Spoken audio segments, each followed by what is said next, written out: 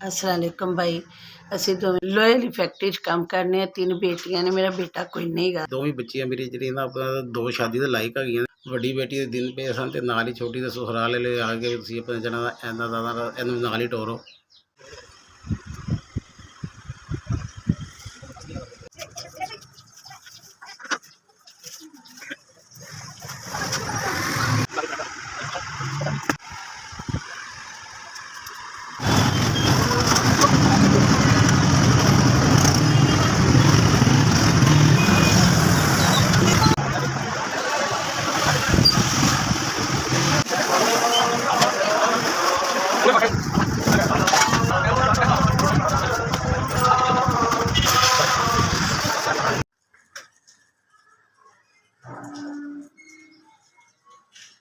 अस्सलामुअलैकुम SVS, ਤੁਸੀਂ ਮੇਰੇ ਤੇ ਬੜੀ ਕਰਮ ਨਵਾਜ਼ੀ ਕੀਤੀ ਹੈ। 60,000 ਰੁਪਏ ਦੀ ਮੇਰੀ ਬੱਚੀ ਦੇ ਭੇਜ ਦੀ।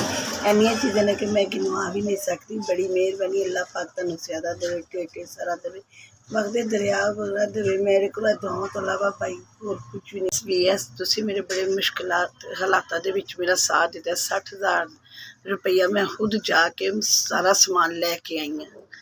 ਬੜੀ ਮਿਹਰਬਾਨੀ, ਸ਼ੁਕਰੀਆ ਤੁਹਾਡਾ। ਅੱਲਾਹ ਪਾਕ ਤੁਹਾਨੂੰ ਜ਼ਿਆਦਾ ਦੇਵੇ, ਢੇਰ ਸਾਰਾ ਦੇਵੇ। ਤੁਸੀਂ 60,000 ਰੁਪਏ ਦੀ ਮੇਰੀ ਮਦਦ ਕੀਤੀ ਹੈ। ਅੱਲਾਹ ਪਾਕ SVS ਨੂੰ ਢੇਰ ਸਾਰਾ ਦੇਵੇ ਅਤੇ ਮੇਰੀਆਂ ਮੁਸ਼ਕਿਲਾਂ ਆਸਾਨ ਕੀਤੀਆਂ ਨੇ।